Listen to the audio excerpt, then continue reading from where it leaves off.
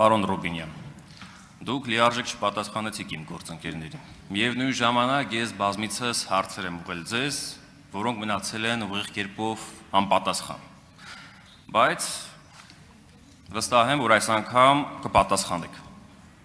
Դուք հետազոտական աշխատանք եք կատարել Թուրքիայում, Սաբանչի համալսարանին կից, Իստանբուլ Policy Center ուղեղային կենտրոնում։ Հնարավոր է դուք ձեր աշխատանքի շրջանակներում հանդիպած լինեք պետական համակարգում աշխատող ձեր թուրք գործընկերներին։ Ուզում եմ նկարագրել նրանց տեսքը, հավուր պատշաճի է եղել,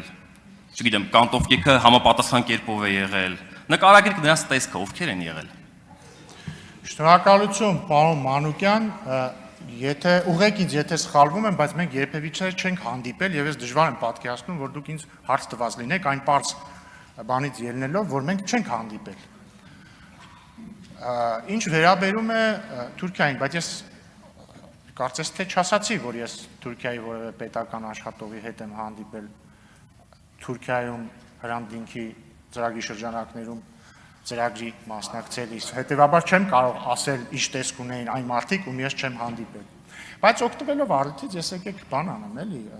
պարզացնեմ հարցը։ Այս ձեր հարցերի տողատակը որն է, արդյոք ես Թուրքիայում, չգիտեմ, հանդիպել եմ Թուրքիայի հատուկ ծառայությունների ներկայացուցիչներին եւ արդյոք նրանք ինձ հավաքագրել են, ու հարցրեք, ասեք, արդյոք այդպես է, ես էլ ասեմ ոչ։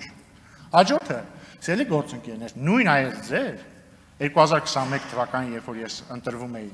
փոխնախագահ ազգային ժողովի, մեր սիրելի գործընկերները այնտեղ նստած, այս նույն այս հարցերը տալիս էին։ Մի քիչ, քանի որ Թուրքիայի թեմայից ենք խոսում, սա մի քիչ նմանվում է Շի Թուրքիա անեկդոտին, էլի։ Գիտեք այդ անեկդոտը։ Վստահաբար գիտեք։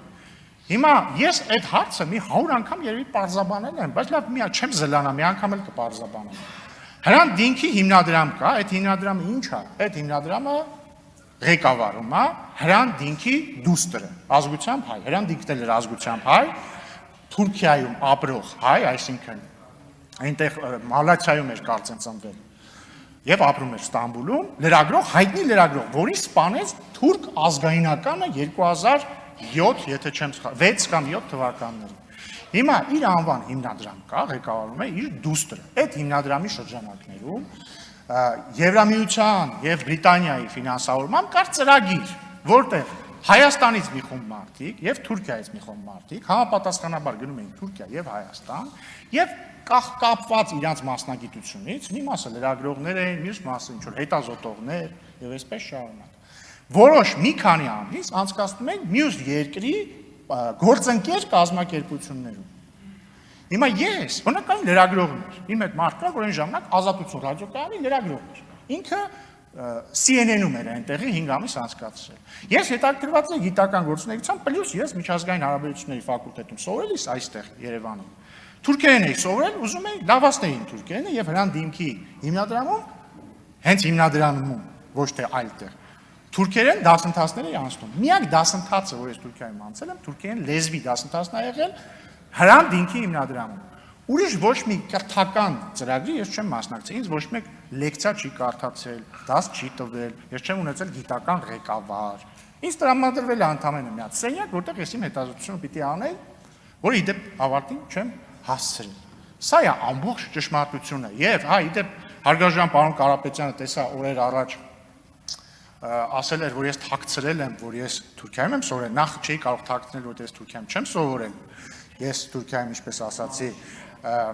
գիտական ծրագրով էի, բայց բացի դրանից նույնիսկ դա չեմ թաքցրել, որովհետև ես օրինակ արտաքին գործերի փոխնախարար եմ նշանակվել 2018 թվականի մայիսի վերջին եւ 2018 թվականի հունիսի սկզբին իմ առաջին հարցազրույցում փոխնախարար նշանակվելուց հետո Mediamax, կարող եք Google-ում փնտրել Ռուբեն Ռուբինյան Mediamax, ասել եմ, որ ես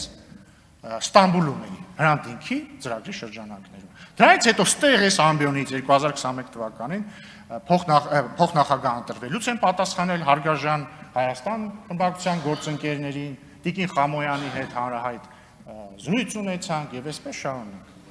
Սա է ամբողջ ճշմարտությունը։ Եթե հավելյալ հարցեր մնացին, կարող եմ պատասխանել։ Եթե ասածից հետաքրում է, ասեմ, այնտեղ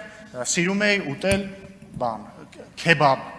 Ադանա քեբաբ, շատ համով է, Իսկանդեր։ Եթե սա ձեզ հետաքրքիր է, էլի, համով բաներ։ Այնտեղ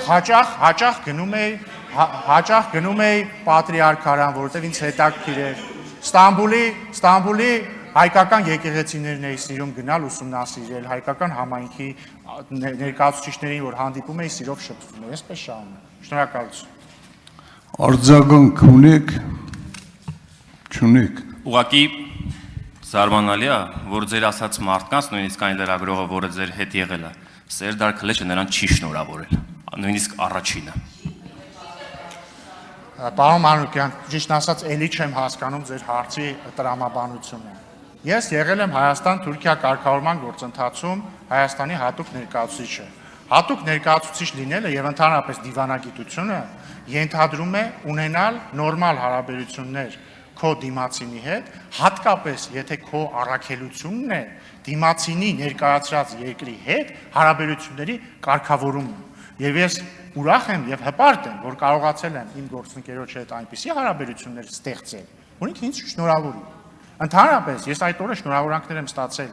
ոչ միայն Թուրքիայի հատուկ ներկայացուցիչից, այլ ինձ այդ թվում ոչ հրապարակային գրել են տարբեր տեղերից։ Օրինակ այդ թվում Ռուսաստանի Դաշնությունից, այդ թվում ինձ շնորհավորել է Եվրոպայի խորհրդի գլխավոր քարտուղարը, հուսով եմ դեմ չի լինի, որ ասեմ։ Եվ այսպես շարունակ այլ գործընկերներ։ Շնորհակալություն։ Հաջորդը Իդեպ շնորհավորում եմ ձեզ, պարոն Մանուկյան, պատգամավոր ընտրվելու կապակցությամբ։ Շնորհավորում եմ ձեզ։ Տեսեք ինչ հետաքրքիր բան է ստացվում։ Սերդար Քլեչը ինձ է շնորհավորել, ես ձեզ եմ շնորհավորում։ Քաշվակ։